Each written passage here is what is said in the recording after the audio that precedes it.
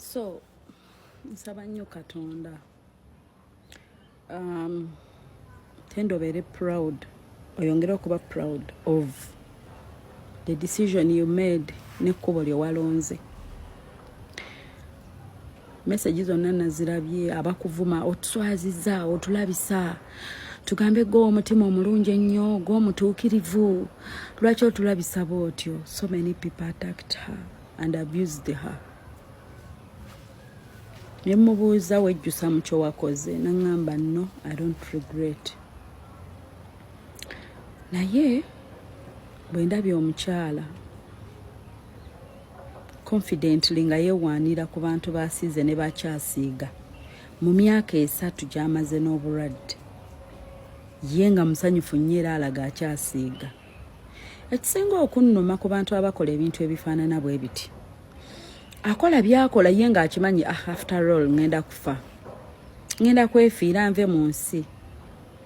Naye munaye kamayiza beach ne bwe bubaddi era okusasula kubaawo gwe nobonaafa oveewo lwakuba ekisinga bambi okunnuma nti gobera heartless bwotyo n'okola amazambi go n'okola ebibi byo. Abaana ba bali innocent ne basafalinga olw'ebibi byo ne basasulira gwe omuzadde oba in 3 years you're proud of okuinfecting abantu 100 mu myaka 3 gy'olwadde. Kati olwo Katonda bw'akwongerayo, Nalongo Katonda bw'akwongerayo emyaka 10 plus, Katonda n'akulekawo mu myaka 10 okudda waggulu, what will happen? Temunkootinga bubi, siri mu kwogera bwe ntyo nti oba mwagaliza kufa, kuba sinze Katonda, sinze nnyini buyinza.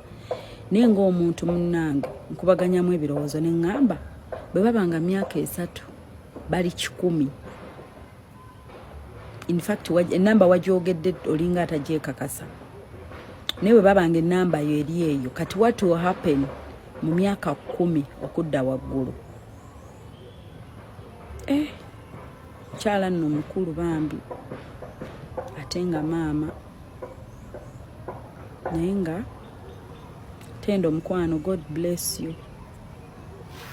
Yes, nakugamba bw'waŋŋamba you wanted to put out your story, nakubriefinga ku outcomes. Ninkugamba ogenda kufiirwa abantu, abantu ogenda baluzinga abamu, naye ate ojja kugaininga emikwano emipya. Gijja kuba real kuba gyo gijja kuba gimanyi gwe ani omutuufu. N'oŋŋamba kiri okay. Era okirabyeko byonna nga bwe twabyogera ne mbikugamba few days back. Byonna obirabye. Ekyo nakyo n'okiyitamu, oli mu kiyitamu. Healing process. Teba nyangu n'akamu healing process. Naye bwe ggwa, you're going to be the happiest person. Peaceful.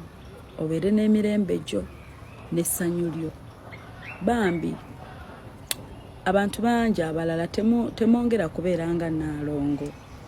Wadde nga bw'agambye abasiru bangi ye ne bw'obanga abagambye nti oba oli mulwadde, like bagamba nze sifuddeeyo mpa, bwe kityo Nalongo kyagambye. So abalungi mikwano, let's do the needful.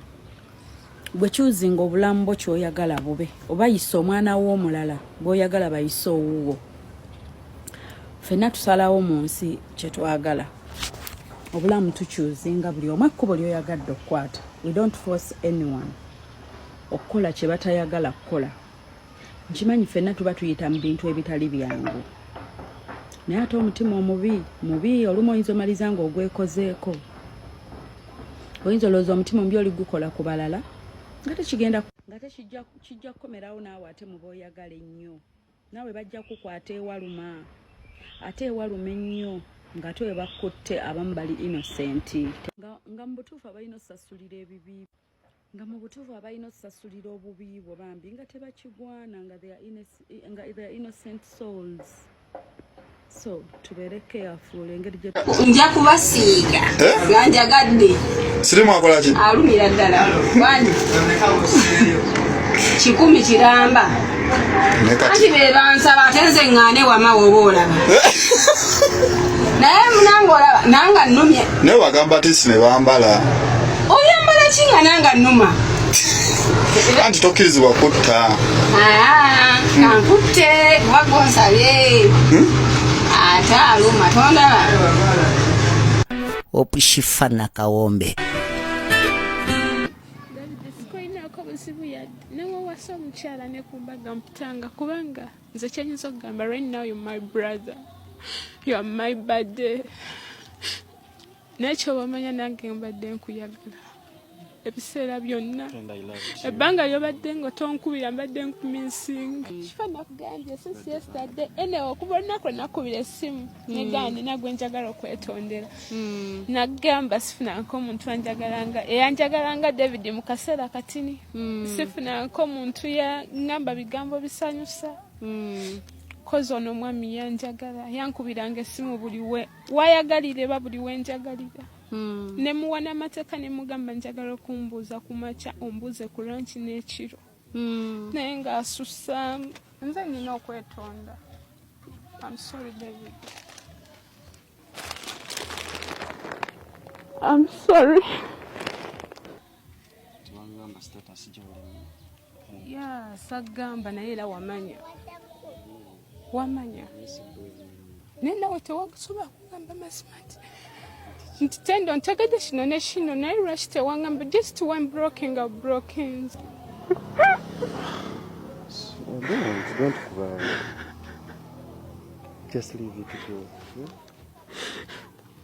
Kyobamanya ndi sorry.